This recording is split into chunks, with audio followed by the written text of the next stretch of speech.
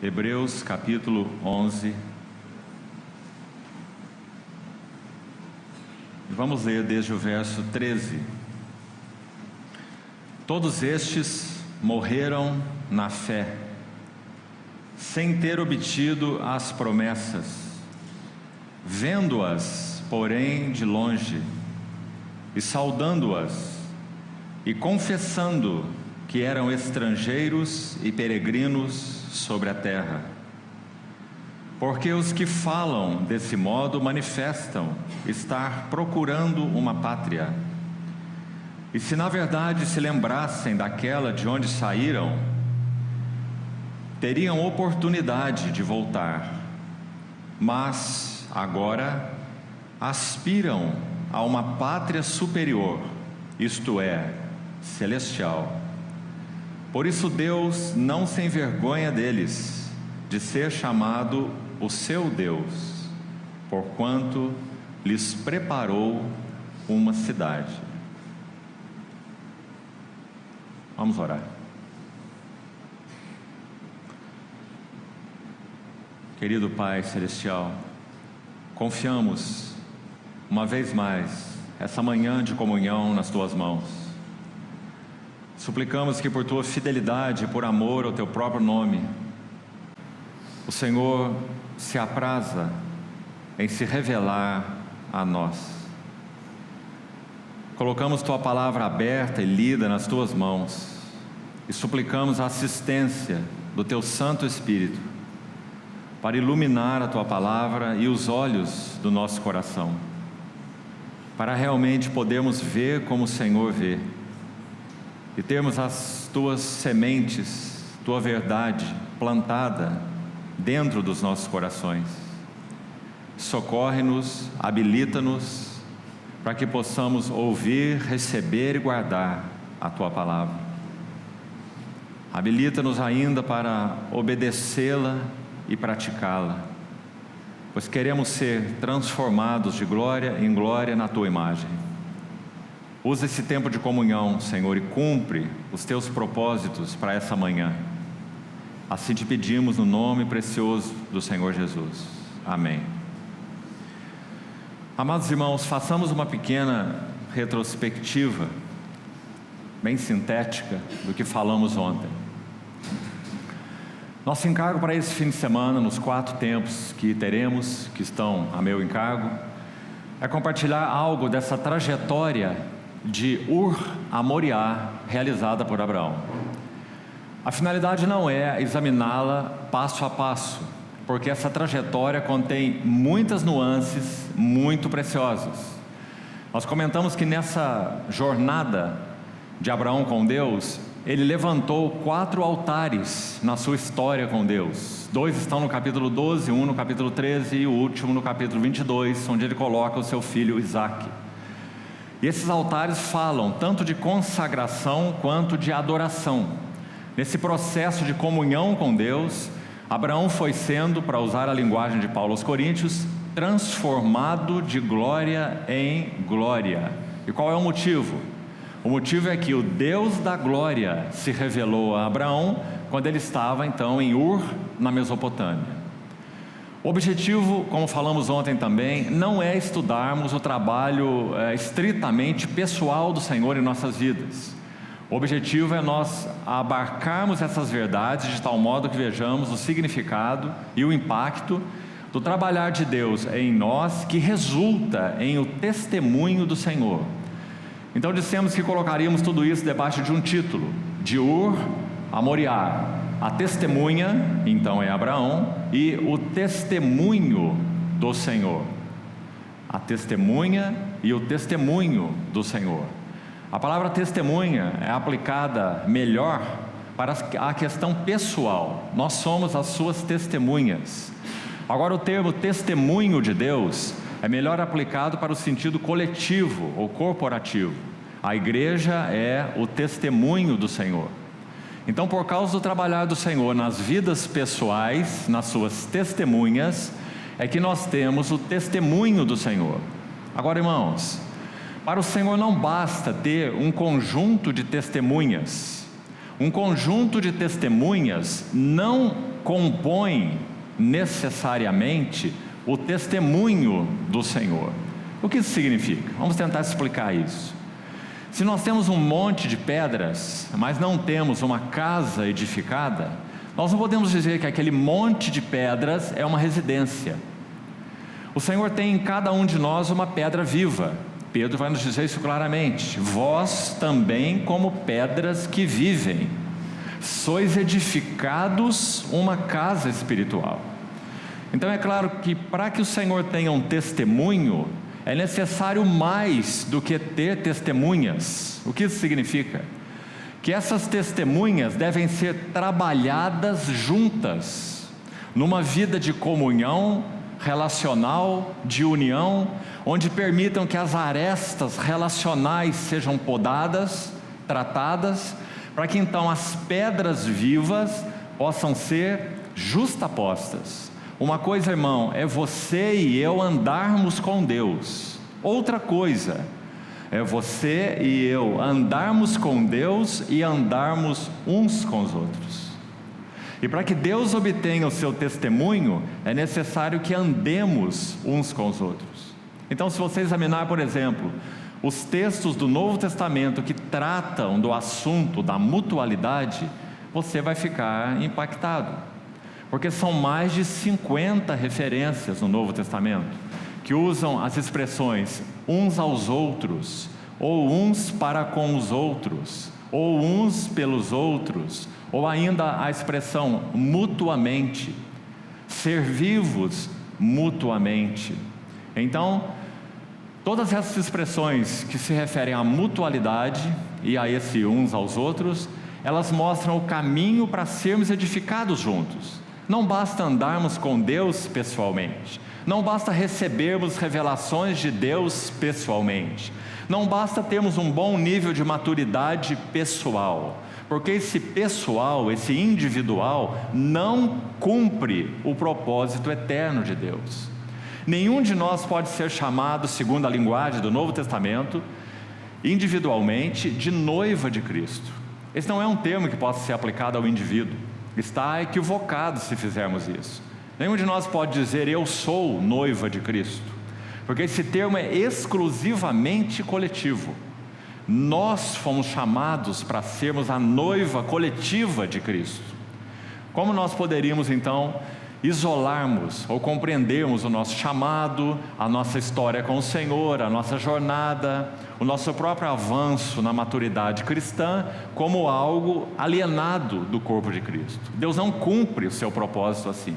Então, quando nós examinamos o trabalho de Deus nessa testemunha chamada Abraão, nós vemos não só o que Deus realizou nele, sem dúvida este é o ponto de origem. Se Ele não realiza em nós, Ele não realiza nada através de nós, não é? Mas se Deus realiza algo em nós, Ele sempre realiza para que haja um testemunho do seu nome. Por que estamos enfatizando e reforçando isso que também já falamos ontem? Onde foi que a jornada de Deus com Abraão terminou? Para que isso fique claro. Onde foi? Moriá. O que nós temos em Moriá? Em Moriá nós temos o testemunho de Deus. Irmão, não havia ninguém andando com Deus na época de Abraão, a não ser exclusivamente Abraão. Abraão foi chamado exclusivamente, não havia um corpo caminhando junto com Abraão. É claro, havia somente Abraão, sua esposa, o sobrinho que carregou com ele, não é? Então, quando o trabalho de Deus em Abraão é finalizado, o que nós temos em Gênesis 22 é um testemunho que toca o nome de Deus, como já falamos. Abraão representa Deus o Pai, Isaac representa Deus o Filho. O que é realizado em Moriá representa o Evangelho, o propósito do Evangelho. Deus enviou o seu Filho para quê?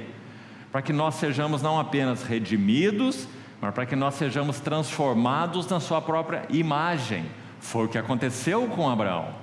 Ele sai da terra de trevas, de alienação, de idolatria e se torna nada menos do que uma representação de Deus, o Pai, na história redentora. Isso é algo tremendo, o que foi realizado na vida de Abraão. Por esse motivo, creio assim, ele é chamado de o Pai de todos aqueles que creem. porque nós também fomos chamados dessa mesma história de trevas. Deus que disse: de trevas resplandecerá a luz. Ele resplandeceu nos nossos corações para que cada um de nós fosse iluminado para o conhecimento da glória de Deus na face de Cristo. Agora, qual é o propósito? É que eu conheça, você conheça, que nós tenhamos então a nossa vida avançando nesse conhecimento de Deus individualmente? Não. É para que Deus tenha um testemunho do seu nome. Quem é o Pai? Quem é o Filho? Qual é o propósito, o significado e a beleza do Evangelho, não é? Então vamos lembrar que Moriá fala do testemunho de Deus, e o testemunho de Deus toca então o aspecto coletivo. Graças a Deus que é assim, irmãos.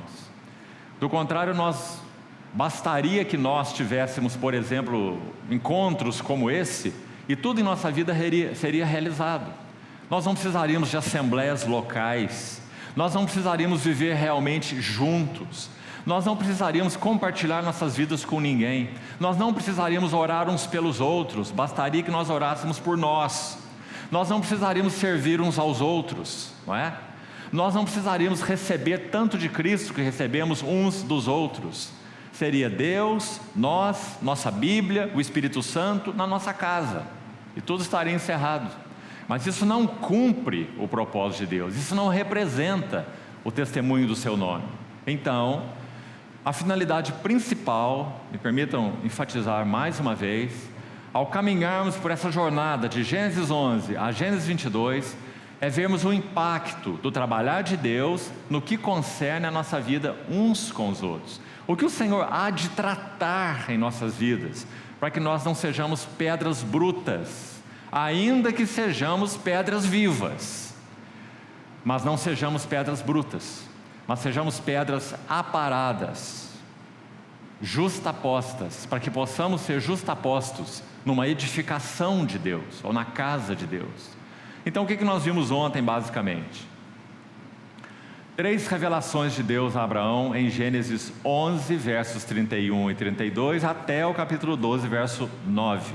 Uma em Ur, uma em Harã e uma em Siquém. Basicamente o que o Senhor falou para Abraão em Ur: o Deus da glória apareceu a Abraão, nas palavras de Estevão. De alguma forma o próprio pai de Abraão foi impactado, porque quando a narrativa é feita em Gênesis, é dito que ele toma a iniciativa, saiu Terá com seu filho Abrão, a sua esposa Sara, esposa de Abrão, e Ló, o seu neto, né? Saíram da terra de Ur e foram até Harã, onde ficaram. De alguma maneira o pai de Abraão foi impactado por essa revelação do Deus da glória a Abraão, não ao seu pai. Então, esse é o ponto que marca essa primeira revelação, e foi assim conosco. Deus que disse: de trevas resplandecerá a luz.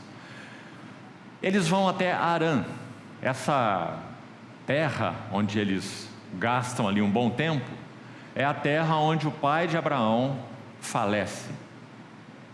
E Deus então usa, ou dá, o primeiro golpe na vida de Abraão, para começar, ele apenas começa aí, o tratamento com as questões das relações naturais, afetos naturais.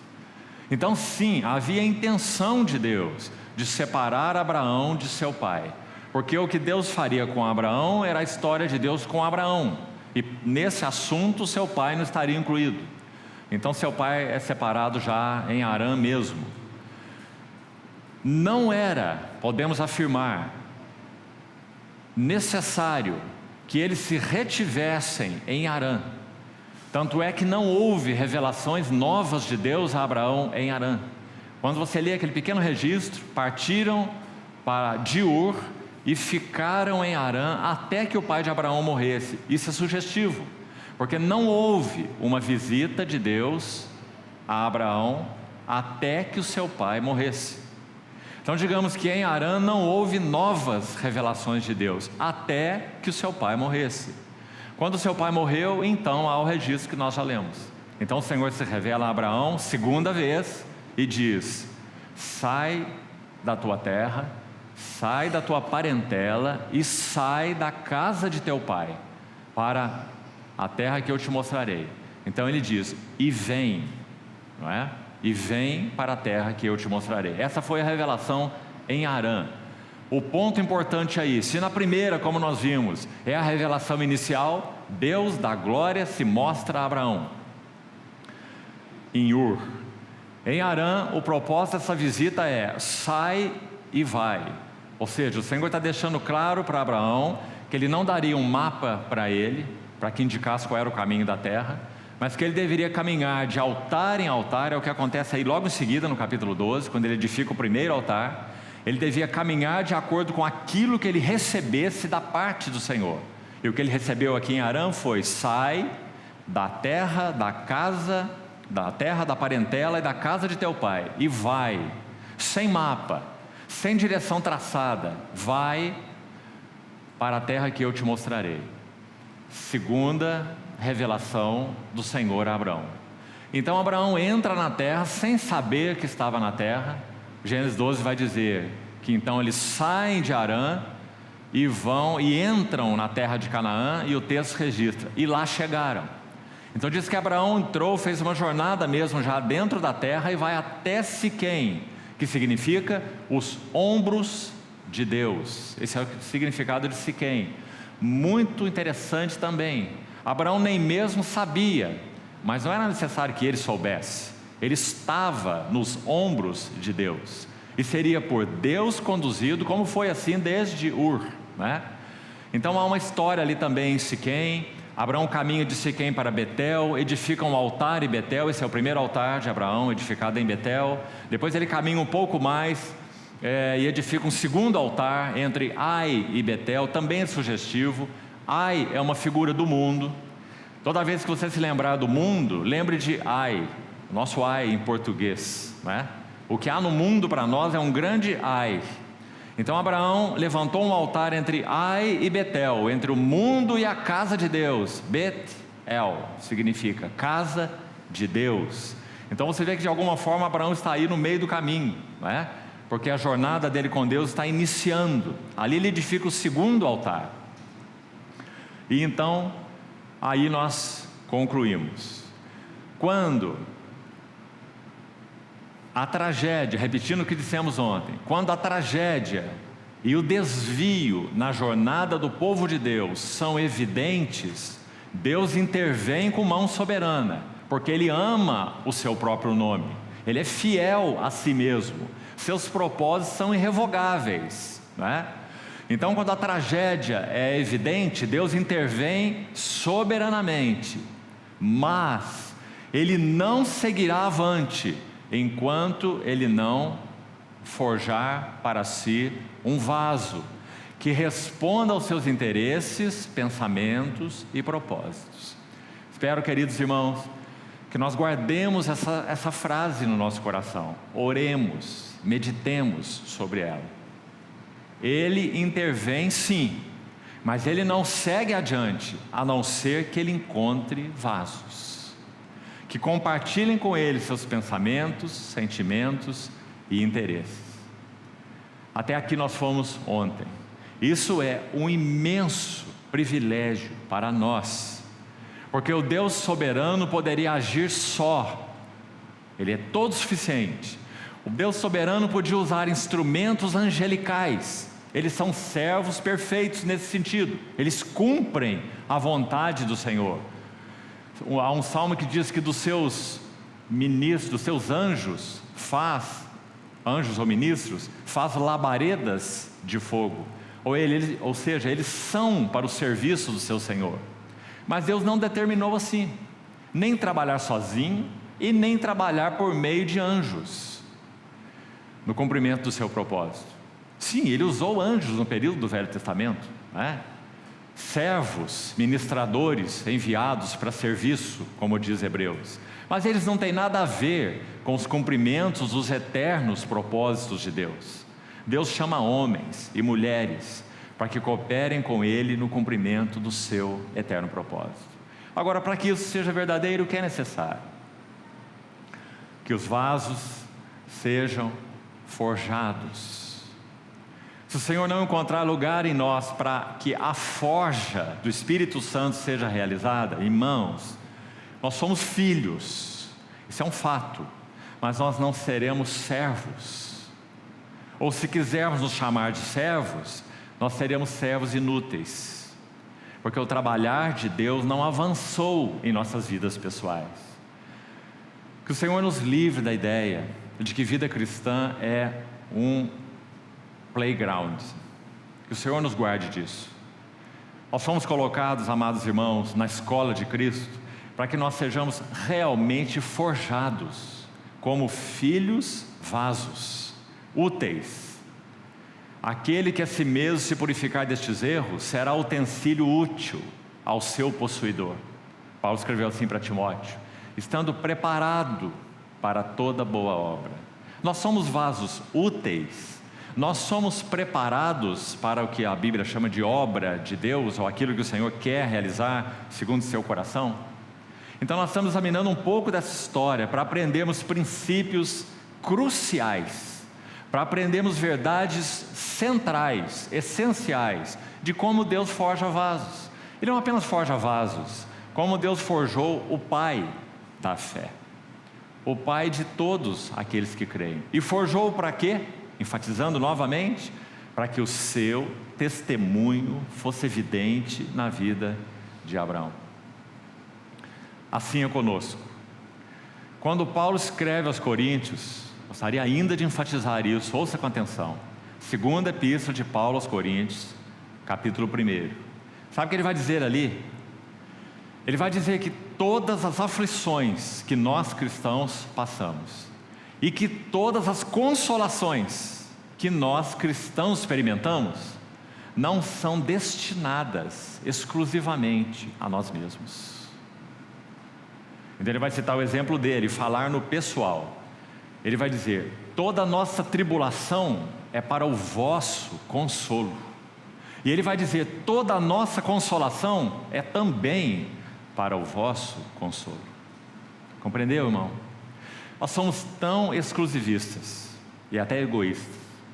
Achamos que o trabalhar de Deus em nós é por nós, é porque Ele quer em nós uma pérola preciosa no seu reino, né?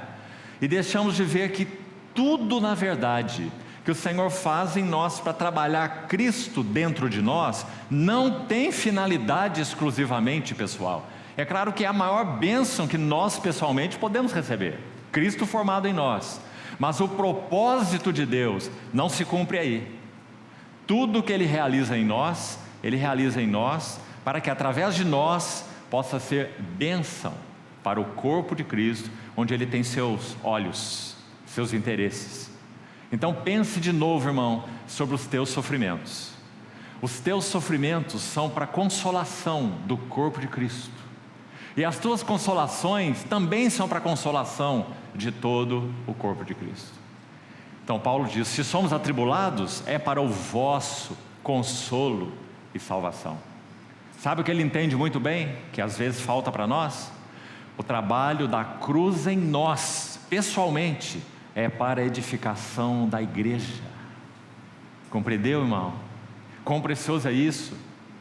É por isso que ele escreve assim em Colossenses 1:24: agora eu me regozijo nos meus sofrimentos por vós, e preencho o que resta das aflições de Cristo na minha carne, a favor do seu corpo, que é a igreja. Não há como ser mais claro, não é? Aflições de Cristo na minha carne, a favor do seu corpo, que é a igreja. Ele está dizendo, eu sofro e vocês são edificados.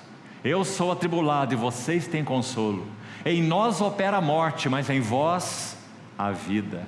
Levando sempre no corpo o morrer de Jesus, para que também a vida de Jesus se manifeste em nossa carne mortal. Você está vendo isso, irmão? Mas nós vivemos sobretudo nós, uma geração tão individualista. Deus, eu, minha Bíblia, não é?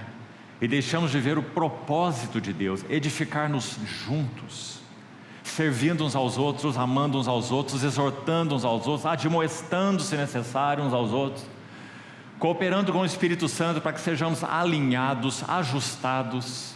É uma coisa feia, irmão, um cristão desajustado. Cristãos desajeitados tem muitos. Aliás, acho que todos nós podemos incluir nesse grupo aí, não é? Nós somos bem desajeitados. Mas um pai não tem problema com um filho desajeitado. Tem? Não tem nenhum. Todos os filhos são desajeitados, né? Os pais têm problema com filhos desajustados, não é? Deus também não tem problema conosco por sermos tão desajeitados. Mas que dificuldades nós apresentamos a Ele por sermos desajustados dos seus interesses, dos seus pensamentos, não é? Não só para nós individualmente, como falamos, mas os seus pensamentos coletivos, dando aí sempre coices no corpo de Cristo, não recebendo os tratos de Deus, não ouvindo os irmãos, não nos submetendo, não recebendo correção, não é? Desajustados. Quão feio é isso! E quanto nós perdemos a beleza de Cristo no corpo, ou do testemunho de Deus, quando isso acontece, não é? Então, basicamente, até aí nós fomos ontem. Vamos dar um passo mais. Para fazermos isso, nós vamos ler Gênesis capítulo 13 hoje, para iniciarmos. Gênesis capítulo 13. Vamos abrir, por favor, e vamos precisar ler com atenção todo esse capítulo, 18 versículos, para extrairmos algumas lições importantes aqui. Aqui nós teremos a quarta e a quinta revelação de Deus a Abraão. A quarta, na verdade, no capítulo 13, e a quinta no capítulo 14, através da pessoa de Melquisedeque. Também uma revelação maravilhosa de Deus a Abraão, usando esse Melquisedeque, essa figura enigmática. Gênesis 13 então diz assim: saiu, pois, Abrão do Egito. Ontem nós já vimos essa história. Ele não tinha nada a fazer no Egito.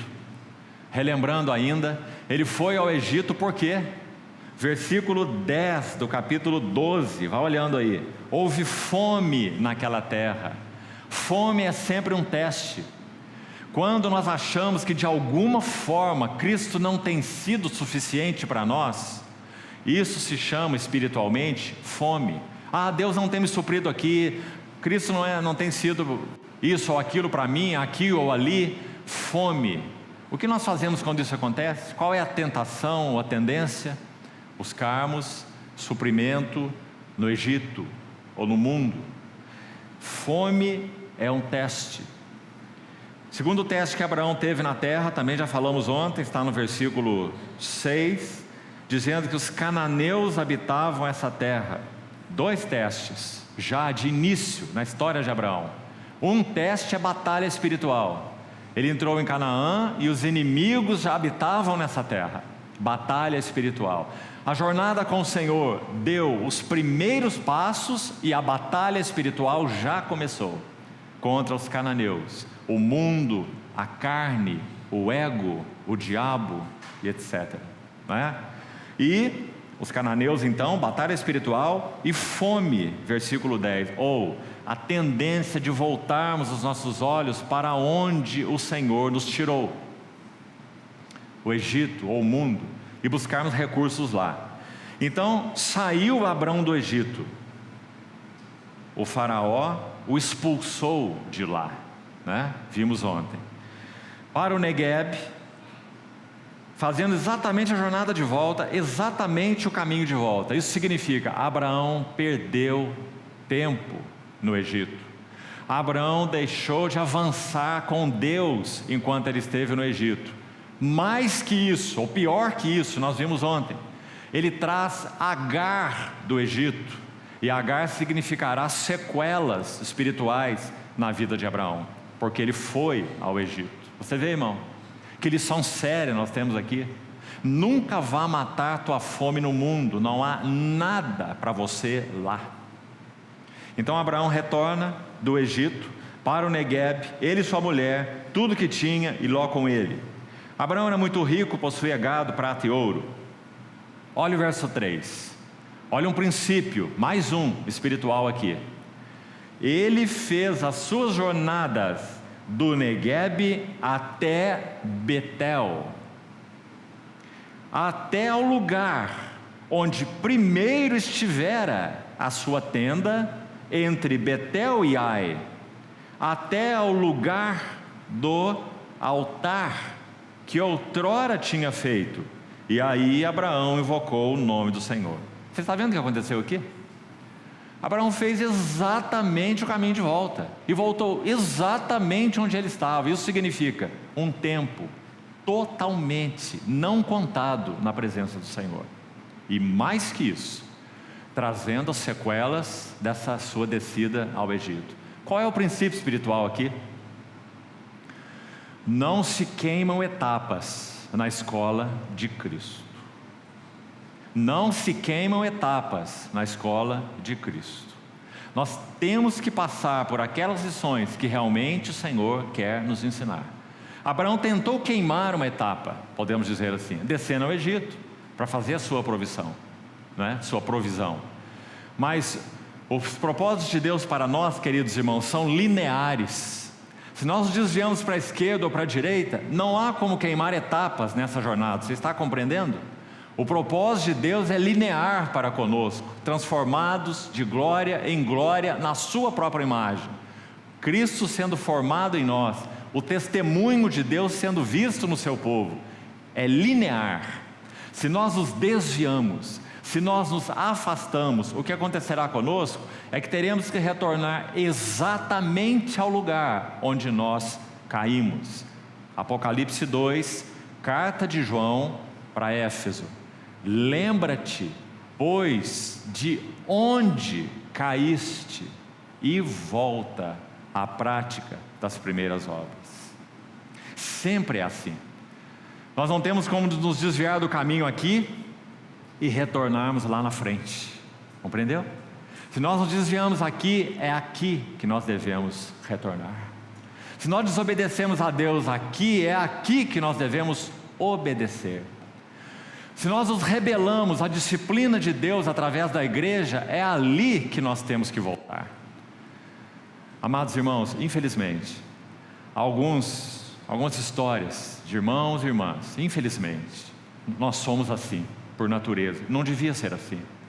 Que nós deixamos de responder aos tratos de Deus através da igreja, de irmãos mais velhos, mais sábios, que possam nos ajudar, nos orientar. Nós não ouvimos, nós negligenciamos, nós nos afastamos, e então traçamos o nosso caminho próprio, e quando voltamos, nós queremos voltar como se nada tivesse acontecido. Isso nunca é assim. Nós temos que voltar onde nós partimos. Onde foi que você se endureceu? Onde foi que você não ouviu? Onde foi que você não se submeteu? Lembra-te, pois, de onde caíste, arrepende-te e volta. Esse é o princípio do Senhor, sempre. Foi o que aconteceu com Abraão. Então Abraão faz a jornada de volta. Ele foi de Canaã para o Negueve, o deserto, e para o Egito. Agora ele tem que voltar, né? De Betel para o Negueve, para o Egito. Agora ele tem que voltar do Egito para o Negueve, para Betel, onde primeiro estivera o seu altar. Porque não se queimam etapas na escola de Cristo.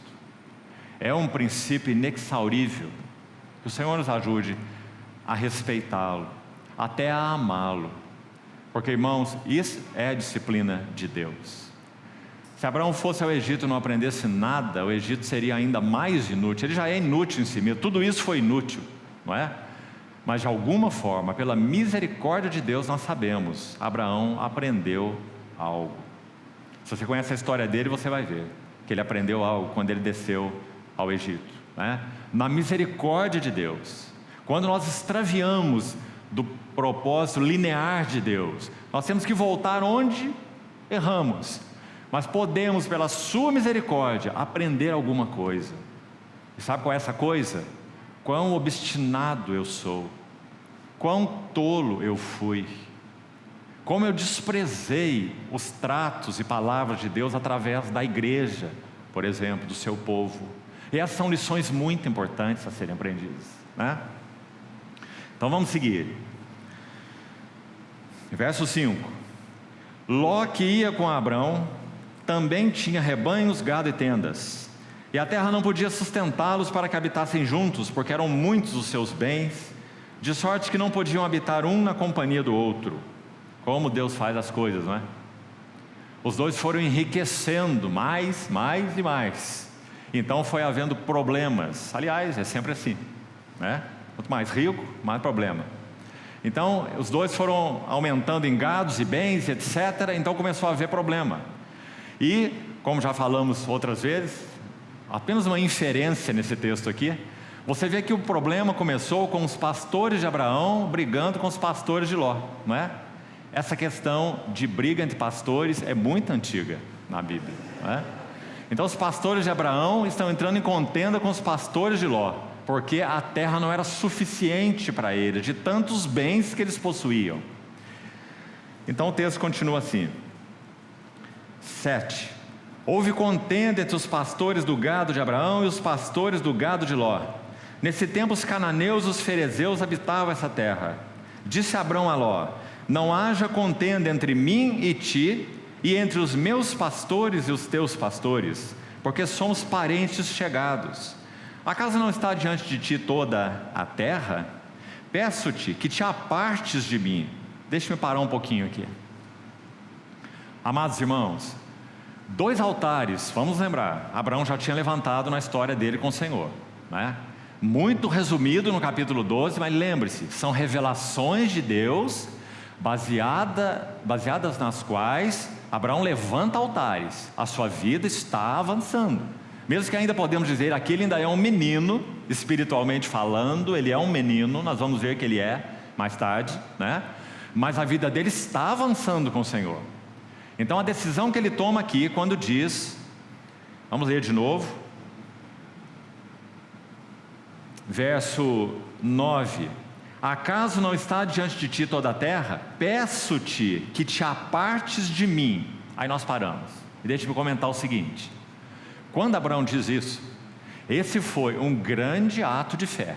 Tem fé de menino, tem fé de jovem e tem fé de pai, espiritualmente falando. Então aqui nós temos uma fé de um menino, mas uma fé significativa. Por quê? Abraão já tinha ouvido do Senhor que através dele, o Senhor levantaria uma grande nação, multiplicaria a descendência de Abraão. Nem descendente ele tinha, não é? Sua mulher era estéril e ele não tinha filho nenhum. Que descendência é essa que Deus multiplicaria? Como isso funcionou na cabeça de Abraão? Me parece inevitável essa conclusão. Ele só tem Ló, seu sobrinho, o filho do seu irmão mais novo, o Ló, que ele amava. A expectativa de Abraão, me parece, sem dúvida, é que Deus levantaria a descendência prometida através de Ló. Era o único que ele tinha, o seu sobrinho.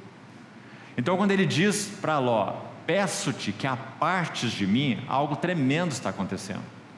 Se Ló iria se apartar de Abraão, como Deus iria cumprir a promessa que ele fez para Abraão?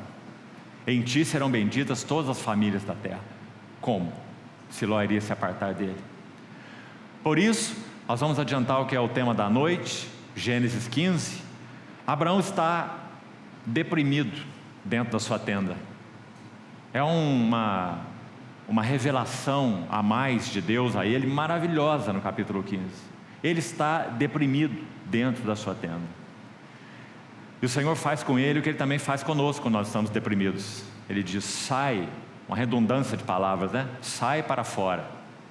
Sai para fora e olha para os céus. Ele está dizendo: você está olhando para o lugar errado. Você está olhando para a sua incapacidade de gerar filhos e para a sua mulher estéril.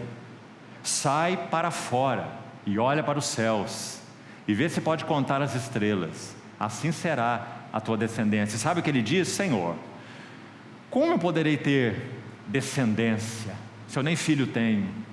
E o herdeiro da minha casa é o meu servo Damasceno, Eliezer. Lembra de Abraão dizer isso para o Senhor?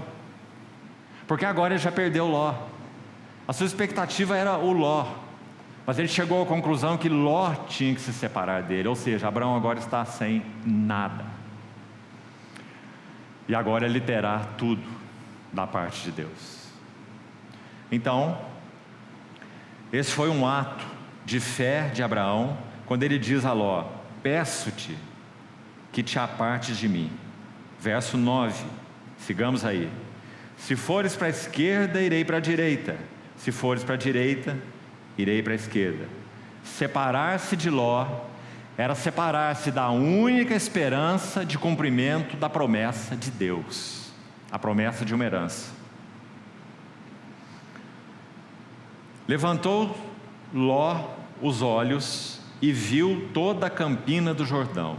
Antes de continuar com esse versículo 10, queria mostrar para os irmãos um contraste muito bonito para a nossa meditação. Olha esse verso de novo, 10. Ló levanta os olhos e vê toda a campina do Jordão. Agora olha o verso 14. Disse o Senhor a Abrão, aqui Ló já se separou dele. O que o Senhor diz a Abrão? Depois que Ló se separou dele: ergue, levanta os teus olhos. Você viu o contraste? Ló levantou seus olhos e fez uma escolha. Depois que Ló levantou seus olhos e fez uma escolha, já vamos ver como foi. Deus diz a Abraão: agora você levante os teus olhos e olha a terra onde estás. Quando Ló levantou os seus olhos, volta ao versículo 10, e viu toda a campina do Jordão, que era toda bem regada, antes de haver o Senhor destruído Sodoma e Gomorra, claro, não é? Depois não havia nada, senão um mar de sal, né? Como o jardim do Senhor, como a terra do Egito, como quem vai para Zoar. Então Ló escolheu para si toda a campina do Jordão e partiu para o Oriente. Separaram-se um do outro. Habitou Abrão na terra de Canaã e Ló nas cidades da campina, e ia armando as suas tendas até Sodoma. Ora, os homens de Sodoma eram maus e grandes pecadores contra o Senhor. Ser pecador já é um assunto sério, ser um grande pecador é o que tem a ver com Sodoma, não é? E você sabe qual é a história de Sodoma e por que Deus julgou Sodoma. Agora, irmãos, o que nós temos aí em termos de princípios espirituais? Quando Abraão faz essa sugestão a Ló, Ló levanta os seus olhos e faz uma escolha segundo o que estava no seu coração. Quando essa briga de pastores acontece aí, eles entendem que devem se separar, o coração de ambos é exposto. Nós vamos conhecer o que está no coração de Abraão e vamos conhecer o que está no coração de Ló. Você está vendo no texto? O que estava no coração de Abraão? Lembre-se, já tem 2 altares erguidos. Já há aqui 3 revelações de Deus dadas em momentos cruciais da vida dele. Uma em Ur, uma em Harã e outra em Siquém, não é?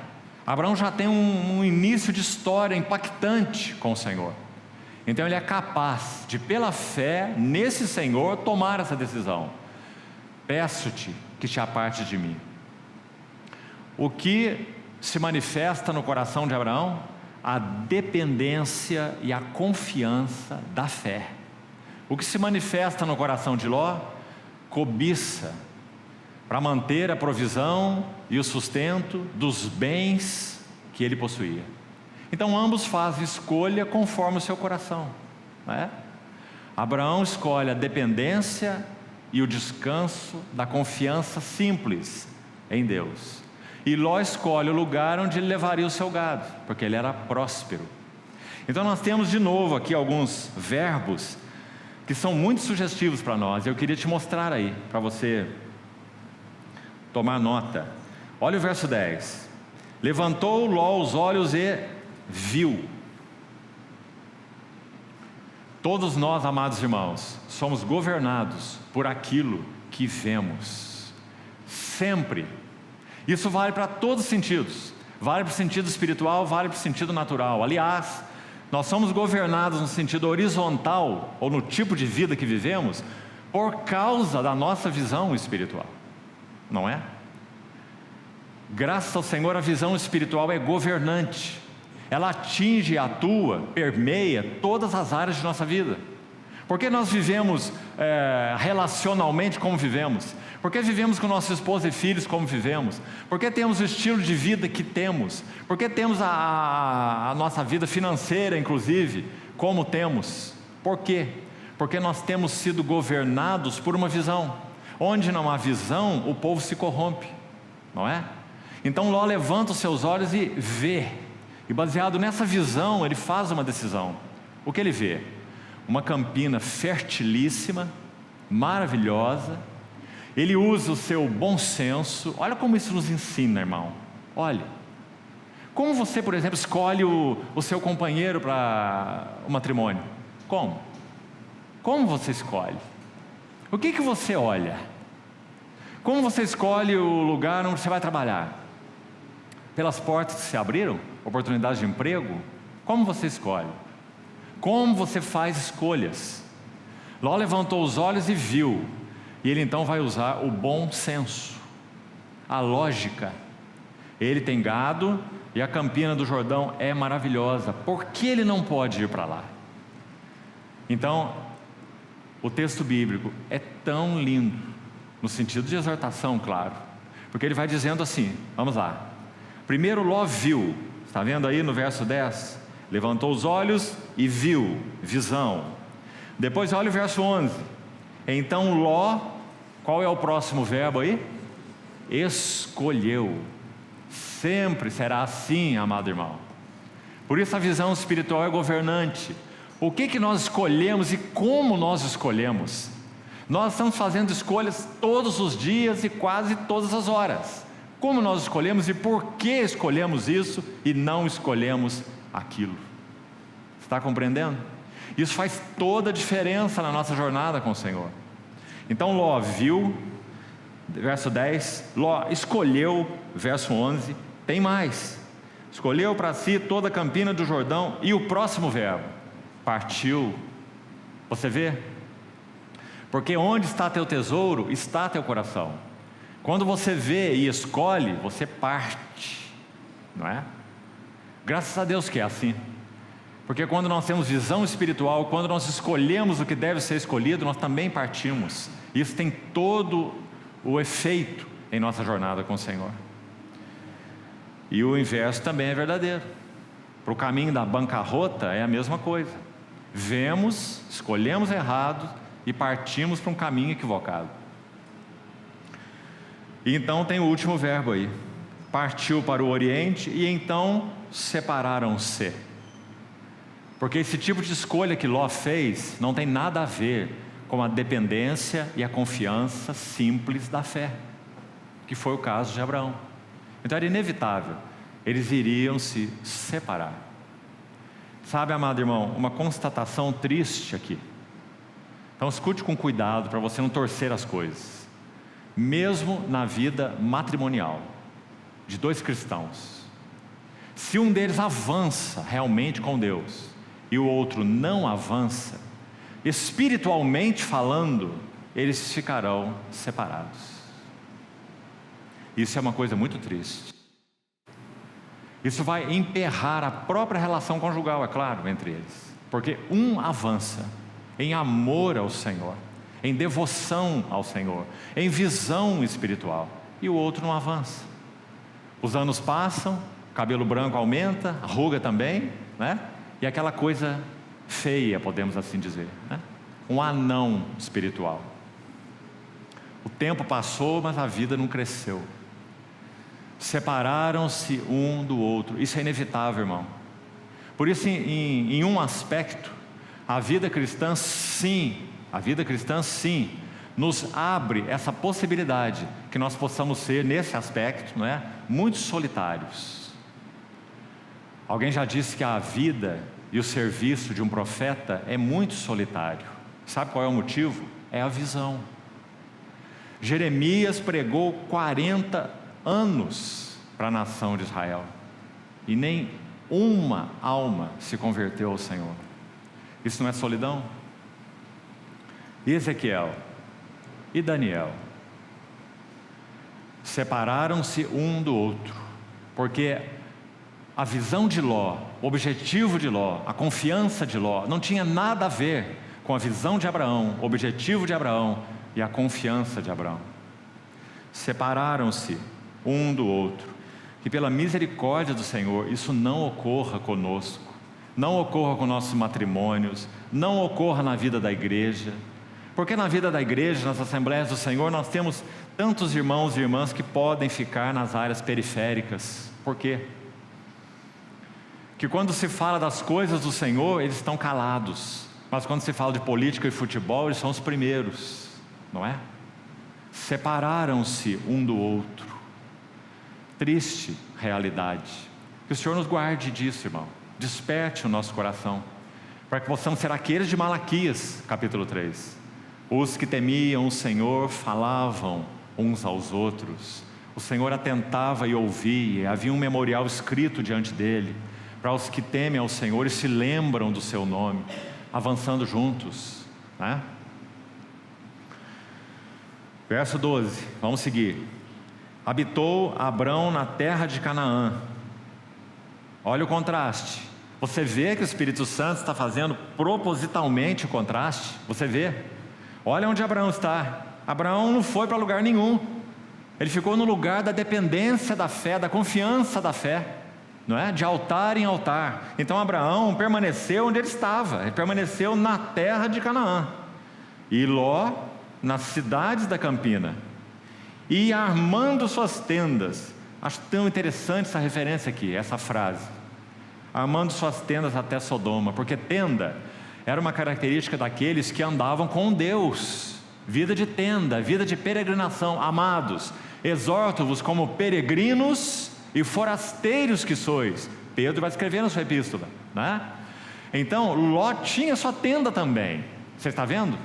Ele era, digamos, um companheiro, coloquemos assim entre aspas, de Abraão. Mas agora chegou o momento decisivo. E foi o momento que ele viu algo que chamou a atenção da cobiça do seu coração, escolheu algo e partiu para algo. Então ele toma sua tenda e vai armando as suas tendas até o lugar mais ímpio da face da terra. Então eu queria que você visse o seguinte e guardasse isso para você. Muitas vezes, amado irmão, atrás das oportunidades que se apresentam, há um anzol. O peixe só come aquela isca saborosa porque ele não sabe o que tem dentro da isca, não é? Por trás das campinas do Jordão, essa isca saborosa, coloco o meu gado ali e eu vou ter gado gordo, cheio de leite, prosperidade, não é? E por trás dessa campina, um anzol, Sodoma, e é lá que Ló vai morar, e que os anjos têm que tirá-lo à força de Sodoma, porque ele não quer sair. Essa é a história do capítulo 19. Ele não quer sair do lugar onde o Senhor derramaria fogo e enxofre. Embora ele estivesse lá com a sua alma aflita, Pedro vai nos dizer que foi assim. Ló não estava ali como um cidadão deleitando-se em Sodoma, não era assim. Pedro diz que a sua alma era afligida pelo comportamento daqueles sodomitas, insubordinados, como Pedro diz, mas ele estava lá. E não só estava lá, ele estava sentado na porta da cidade. Significa que ele assumiu até mesmo uma posição judicial na cidade. Ló não teria que ter nada a ver com isso. Foi pego pelo anzol da prosperidade, as campinas do Jordão. E então, depois que isso acontece, vamos seguir no verso 14, e agora nós chegamos na revelação de Deus a Abraão, a quarta. Disse o Senhor a Abrão, depois que Ló se separou dele. É muito interessante que a palavra Ló, na língua hebraica, significa um véu. Muito interessante. Enquanto Abraão estava com Ló, havia como que um véu nos olhos de Abraão. Mas a hora que esse véu é retirado, então Abraão pode ver a terra onde ele estava. Então é dito assim: Ló se separou dele, então. Aí Deus disse, já comentamos, ergue os olhos. Que bonito, não é? Ló, faça o contraste de novo. Ló tomou a iniciativa de levantar os seus próprios, ele não perguntou nada ao Senhor. Ele tomou a iniciativa de levantar os seus olhos e dizer: vou fazer a minha escolha, onde é melhor eu ir, onde eu devo ir, e fez a sua escolha própria. Ele levanta os olhos, não é? E vai. E Abraão? Abraão não levanta os olhos para lado nenhum, não é? É Deus quem diz: ergue agora os teus olhos. Que diferença interessante. Ergue os seus olhos e olha, ou e vê, desde onde estás, para o norte, para o sul, para o oriente e para o ocidente. Porque toda essa terra que vês, a terra que vês é Canaã, é figura das riquezas insondáveis de Cristo. A tipologia bíblica é tão linda, irmão. Então, na tipologia, foi isso que Abraão viu, Canaã, que tipificava Cristo, a herança de Deus, né? Eu te darei a ti e a tua descendência para sempre. Farei a tua descendência como o pó da terra. Por que o Senhor está falando de descendência de novo? Porque Ló foi embora. E naturalmente falando, como nós dissemos, a única esperança de levantar descendência para Abraão, segundo a promessa que Deus já havia feito, era Ló. Mas agora Ló se aparta, nenhuma esperança mais havia. Então o Senhor renova a promessa, dizendo: a tua descendência será como o pó da terra. De maneira que se alguém puder contar o pó da terra, então se contará também a tua descendência.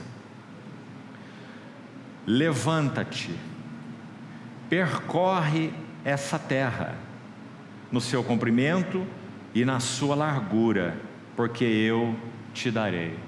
Será que esse versículo aqui te lembrou de algum versículo do Novo Testamento? Será? Deixa-me ajudar você. Será que te lembrou de Efésios capítulo 3? Arraigados junto com todos os santos, arraigados e alicerçados em amor, possamos compreender o comprimento e a largura, a altura e a profundidade, e conhecer o amor de Cristo, que excede todo entendimento. Então, quando o Senhor diz para Abraão: levanta os seus olhos, percorre essa terra, para o norte, para o sul, para o leste, para o oeste, percorre essa terra no comprimento, na largura, eu te darei. Nós estamos aí com mais uma tipologia maravilhosa. Canaã é sim uma figura da plenitude de Cristo, e Abraão está sendo chamado agora para percorrer essa terra. Vamos usar as palavras agora de Paulo aos Filipenses capítulo 3, quando ele diz assim, que a ambição dele era conhecer a Cristo, para o conhecer, e o poder da sua ressurreição e a comunhão dos seus sofrimentos. Prossigo para o alvo. Levanta-te, percorre essa terra no seu comprimento e na sua largura, porque eu te darei.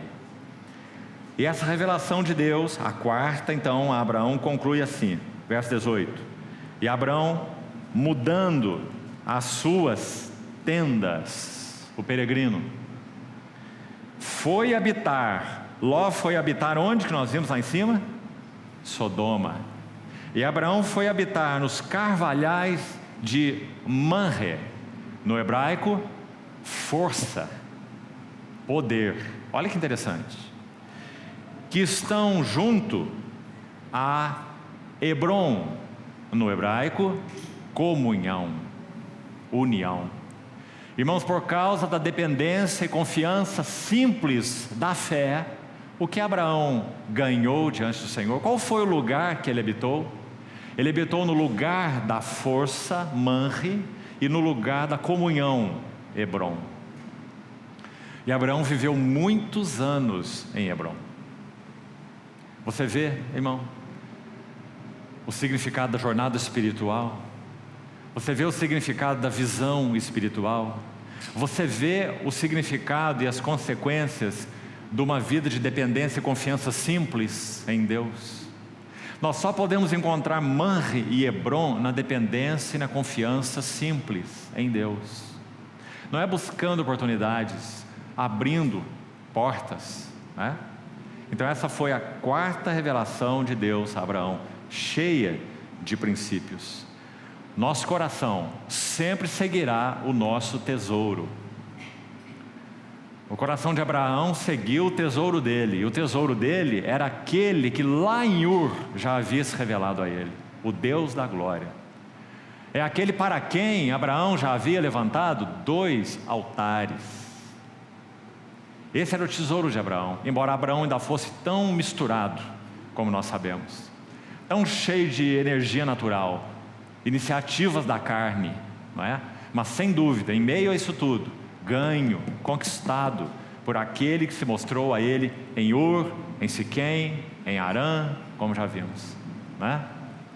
Então aí termina essa linda história.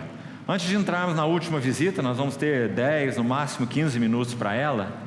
Queria mostrar um texto para os irmãos que ilustra um lindo salmo. Abra, por favor. Que ilustra essa atitude de confiança e dependência simples de Abraão em Deus. Salmo 62. Salmo 62. Os versos 1 e 2 e 5 e 6.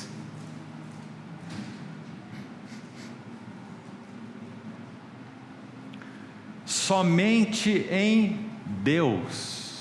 Essa foi a atitude de Abraão naquele momento de Gênesis 13. Somente em Deus, ó minha alma, espera silenciosa. Ele não fez escolha nenhuma, ele pediu a Ló que fizesse a escolha. Tal era a sua confiança simples. Como falamos, mesmo que ainda uma fé infantil, mas essa é uma das características de uma criança, no aspecto positivo, não é? Ela confia, depende, espera naquilo que ela recebe dos seus pais, né? E assim era o menino na fé, Abraão. Somente em Deus a minha alma espera silenciosa, dele vem a minha salvação. Só ele é minha rocha e minha salvação, o meu alto refúgio, não serei muito abalado. Verso 5. Somente em Deus a minha alma espera silenciosa, porque dele vem a minha esperança. Só ele é minha rocha e minha salvação, o meu alto refúgio, não serei jamais abalado. Primeiro, não serei muito abalado. Olha lá no verso 2. Mas no verso 6, quando a oração segue, quando a adoração segue, então ele diz: não serei muito abalado. Ele diz: não serei jamais abalado. Essa foi a confiança simples de Abraão, em Gênesis 13. Agora, nos minutinhos que temos finais, vamos para Gênesis 14 e vamos diretamente ao texto onde nós temos a 5ª revelação do Senhor a Abraão na pessoa de Melquisedeque. E vamos recolher alguns princípios aqui. Vamos ler então o verso 18 até o 24, final do capítulo 14 de Gênesis. Abra, por favor. Melquisedeque, rei de Salém, trouxe pão e vinho. Era sacerdote do Deus Altíssimo. Abençoou ele a Abrão e disse: bendito seja Abrão pelo Deus Altíssimo, que possui os céus e a terra. E bendito seja o Deus Altíssimo, que entregou os teus adversários nas tuas mãos. E de tudo lhe deu a Abrão o dízimo. Então disse o rei de Sodoma a Abrão: dá-me as pessoas, e os bens ficarão contigo. Mas Abrão lhe respondeu: levanto minha mão ao Senhor, o Deus Altíssimo. Observe que Abraão repete o que ele acabou de ouvir: o Deus Altíssimo. Nunca antes Abraão usou essa expressão com relação a Deus. Ele aprendeu isso aqui da boca de Melquisedeque. Nós vamos ver o significado. Então ele diz: levanta minha mão ao Senhor, o Deus Altíssimo, que possui os céus e a terra, e juro que nada tomarei de tudo que te pertence, nem um fio, nem uma correia de sandália, para que não digas: eu enriqueci a Abrão. Nada quero para mim, senão o que os rapazes comeram. Porque eles saíram para a batalha, nós já vamos comentar isso. Ele saiu com seus companheiros lá de Manre, onde ele morava, Manre junto a Hebron, que vimos, né? E aquele território não era dele. Abraão não possuía um palmo de terra enquanto ele viveu, né? A sua descendência foi dada à terra, não a ele, nem a Isaac, nem a Jacó, não é? mas sim a descendência de Jacó, que finalmente, lá através de Josué, herdou a terra, né? Então, ele disse: não quero nada para mim, senão o que os rapazes comeram, e a parte que toca aos homens, Aner, Escol e Manre. Está vendo o Manre aí? O Manre é o dono daquela terra onde Abraão morou, né? Que nós lemos no final do capítulo 13. Eles foram comigo nessa batalha, e que tomem eles o seu quinhão. Então o que aconteceu? Bem rápido para resumirmos. Você sabe que 4 reis batalham contra 5. O cabeça desses 4 aí se chama Quedorlaomer, um rei poderoso. Ele combate o outro grupo e vence. Vence os reis de Sodoma, de Gomorra, de Zoar, Adimá e Zeboim, parece. As 5 cidades que foram derrotadas. E esse Quedorlaomer, vitorioso, numa batalha tremenda, 4 reis contra 5. Você pode imaginar isso? 4 de um lado, 5 do outro, todos reis. Então ele sai vitorioso, e Abraão, apenas com 318 homens, Abraão entende de alguma forma diante do Senhor que ele deve ir lá resgatar o seu sobrinho, que havia se separado dele. Então ele empreende uma batalha contra esse rei vitorioso, vence o rei vitorioso, né? Aí você diz: nossa, mas esse exército de Abraão deve ser uma coisa espetacular, né? Mas veja o que ele ouviu de Melquisedeque. Você prestou atenção no texto que lemos? Bendito seja o Deus Altíssimo, que entregou nas tuas mãos os teus adversários, né? Aí está a vitória de Abraão, com 318 homens apenas, mais ou menos como Gideão e os seus 300, né? Então Abraão vence o rei vitorioso, e Melquisedeque vai se apresentar a ele. Irmão, que passagem maravilhosa, que trabalho de Deus nesse pai da fé, e que história essa é para nós. Vamos ver alguns detalhes aqui. Número 1, vamos lá, um contraste. Vou só citar para você, anote aí, depois você leia, por causa do contraste das frases, né? Ou a similaridade das frases nos 2 textos. Um está em Hebreus 7:1. Hebreus 7 é o capítulo sobre Melquisedeque, Hebreus 7, que explica o significado do sacerdócio de Melquisedeque, dizendo que Cristo é um eterno sacerdote segundo a ordem de Melquisedeque, não segundo a ordem de Arão ou de Levi. Fala de um sacerdócio eterno, que permanece para sempre. Vamos entrar nesse assunto agora. Mas então, quando Hebreus 7 inicia, o primeiro versículo diz assim: este Melquisedeque, rei de Salém, rei de justiça, rei de paz, saiu ao encontro de Abraão. Essa frase que eu queria que você guardasse. Melquisedeque sai ao encontro de Abraão. Agora, a outra frase similar a essa que eu queria que você visse, está aqui em Gênesis 14, veja por favor, verso 17, olha aí. Após voltar Abraão de ferir a Quedorlaomer, que foi então o rei vitorioso, que já falamos, e aos reis que estavam com ele, olha o que está escrito agora aí: saiu-lhe ao encontro o rei de Sodoma, no vale de Safé, que é o vale do rei. Está vendo bem a narrativa? Agora você vai entender o seguinte aí, verso 18. Melquisedeque, rei de Salém, trouxe pão e vinho, era sacerdote do Deus Altíssimo. Então ele chega, abençoa Abraão e diz o que nós acabamos de ler. Vamos entender o texto. 2 pessoas estão saindo ao encontro de Abraão, não é? Não é isso? Um é Melquisedeque e o outro é o rei de Sodoma. A questão é, quem vai chegar primeiro? Está entendendo, irmão? E quem chega primeiro é Melquisedeque. Melquisedeque antecipa-se ao rei de Sodoma. Muita misericórdia da parte do Senhor. Sabe por quê? Porque o rei de Sodoma também virá ao encontro de Abraão. Afinal de contas, Abraão venceu a Quedorlaomer e libertou o rei de Sodoma e também o rei de Gomorra e os outros. Ele venceu a batalha, não é? E Abraão os deixou seguir cada um seu caminho. Então esse rei de Sodoma viria agradecer a Abraão, mas não só agradecer. Ele iria dizer a Abraão: toma tudo o que você conquistou, você tem direito, os bens todos ficarão contigo. Você viu a tentação? Abraão iria receber a proposta de ficar com os bens de Sodoma. Antes que essa proposta do rei de Sodoma acontecesse, Melquisedeque se antecipa. Agora, irmão, uma pergunta: quantas vezes na nossa história com o Senhor se antecipou antes que propostas fossem feitas a nós? Quantas vezes? Quem sabe muitas vezes. E como nós fomos guardados? Propostas imorais, algumas delas podemos pensar, não é? Propostas sensuais, propostas financeiras, propostas relacionais, muitas propostas. Mas Melquisedeque se antecipou e nos fortaleceu e nos abençoou e garantiu-nos a sua provisão, dizendo: não recorra a isso, não cave para você cisternas rotas que não retêm as águas. Então nós vamos ver 3 coisas que Melquisedeque fez com Abraão. São lindas, falam muito na nossa história com Deus, porque ele continua o mesmo.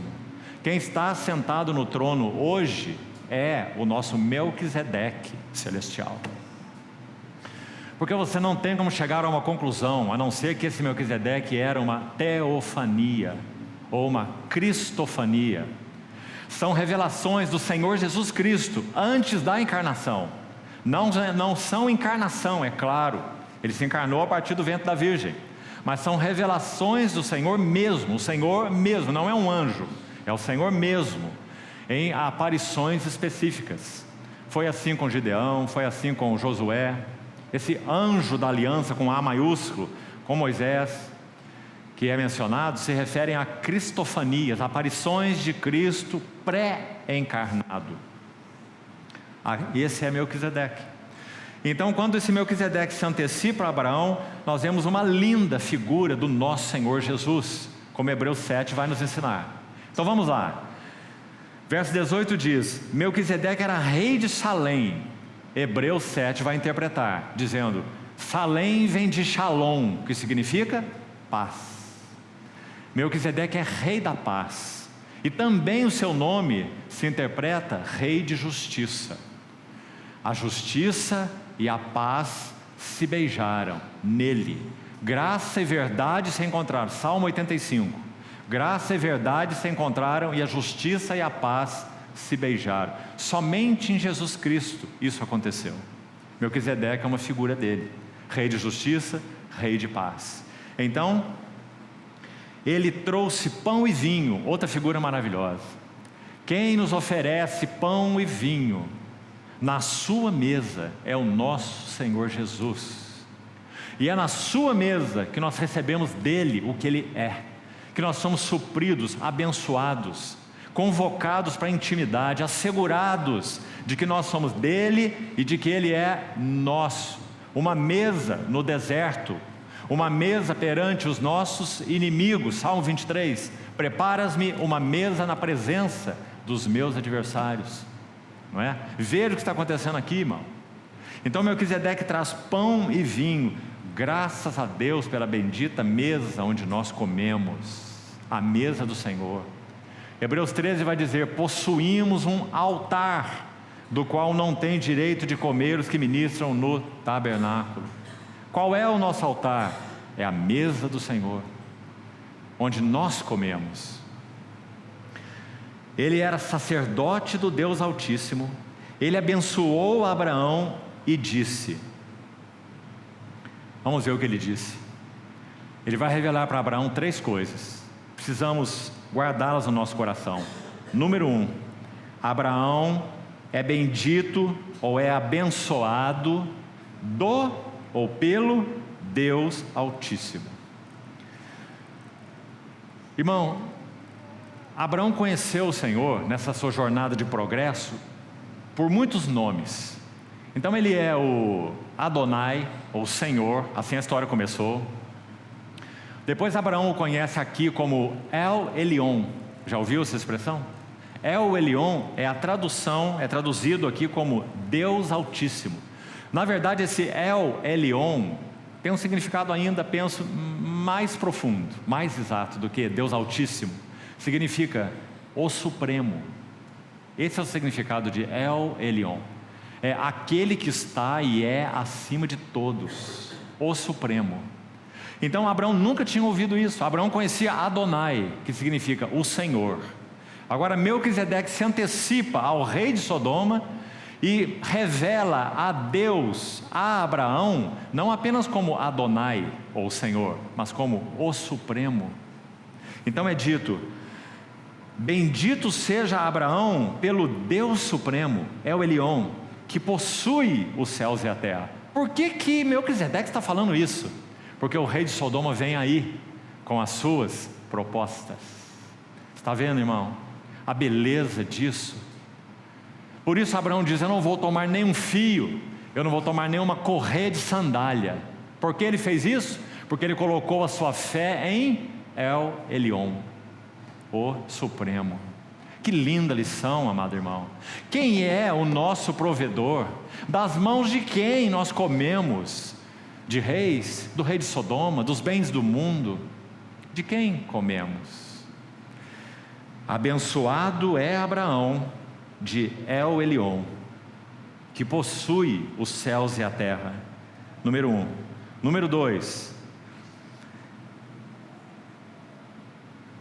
Número 2 está no final dessa frase: que possui os céus e a terra. Esse é o número 2. Então Abraão é abençoado, bendito do Deus Supremo, e esse Deus Supremo, número 2 então, ele possui os céus e a terra. Então Abraão não precisaria tomar nada de ninguém. E número 3, está aí no verso 20: e bendito seja o Deus Altíssimo que entregou os teus adversários nas tuas mãos. Terceira palavra de Melquisedeque para Abraão. Então, primeiro, Abraão, você é abençoado do Deus Supremo. Número 2, Abraão, o Deus Supremo possui os céus e a terra. Você não precisa tomar nada de ninguém. E número 3, Abraão, El Elyon, o Supremo, te concedeu a tua vitória contra os teus adversários. 3 revelações maravilhosas da boca de Melquisedeque. Concluindo então, a resposta de Abraão à revelação de Melquisedeque, qual foi? A resposta, já lemos, está no verso 23. 22. Abraão lhe respondeu: a quem? Ao rei de Sodoma, que disse o que para ele?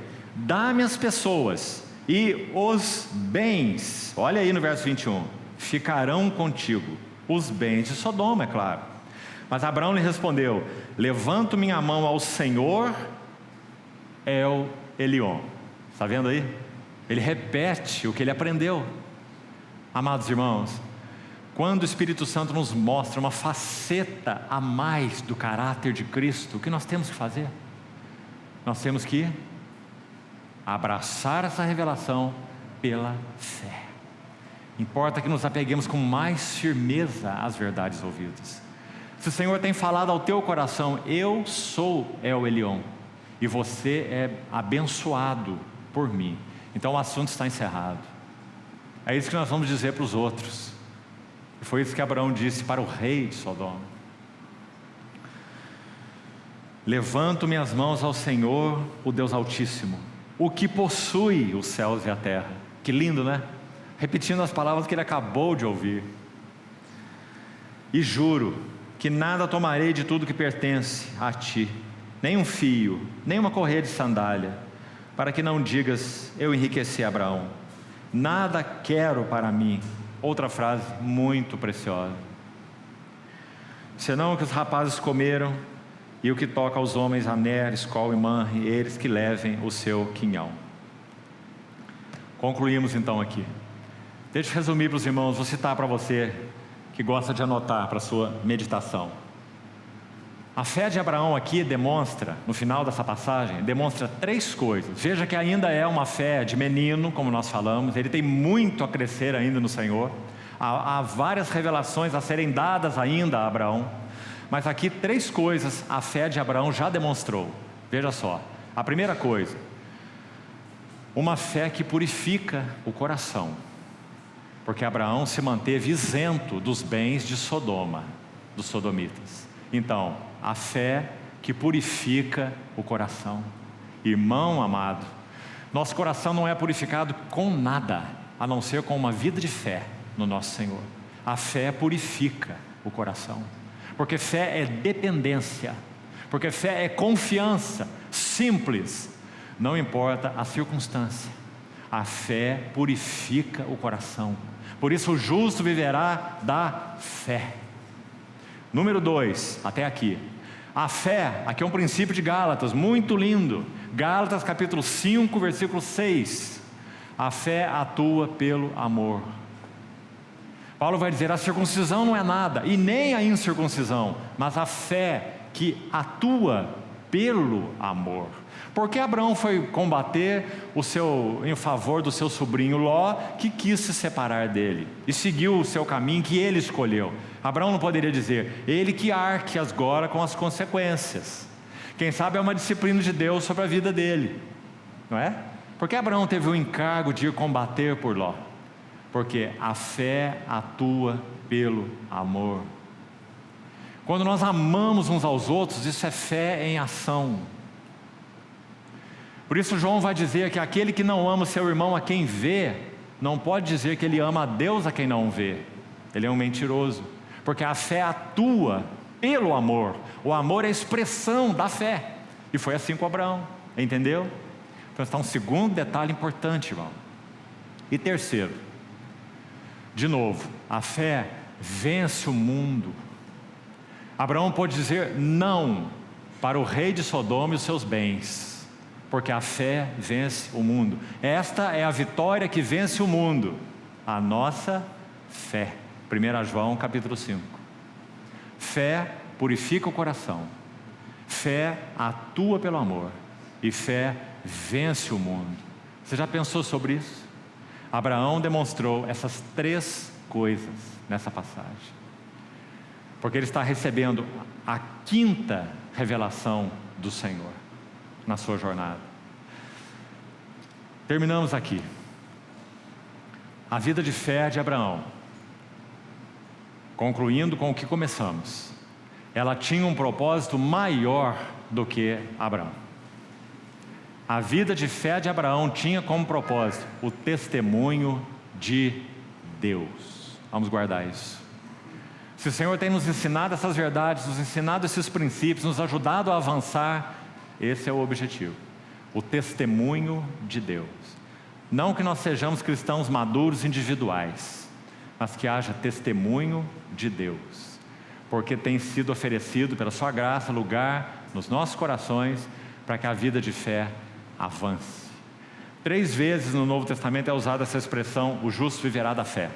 3 vezes apenas. Uma está em Romanos, que fala da justificação pela fé.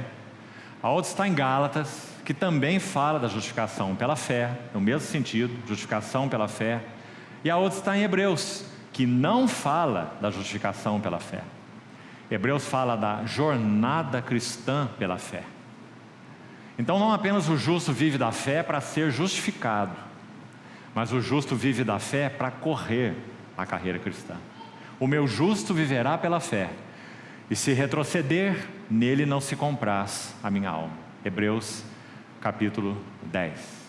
Então, amados irmãos, que o Senhor nos desafie a avançar, não apenas pelas nossas vidas individuais, mas que o Senhor nos desafie a avançar pelo seu testemunho nessa terra. Vamos orar sobre isso e terminamos. Senhor, te agradecemos e te pedimos que o Senhor plante tua palavra no nosso coração. Queremos realmente guardá-la em nós e permitir que o Senhor apare as arestas e faça-nos ver, Senhor, que vivemos para o testemunho do teu nome. Ajuda-nos a alcançar mais como igreja, como assembleias tuas, daquilo que o Senhor tem desejado para nós em cada um dos nossos contextos. Fortalece-nos, equipa-nos, apara-nos, para que possamos ser pedras edificadas juntas, Senhor. Confiamos em Ti. Te pedimos que desenvolva, Senhor, a nossa fé simples em Ti, para o louvor do Teu nome. Assim te pedimos, nesse precioso nome. Amém, Senhor.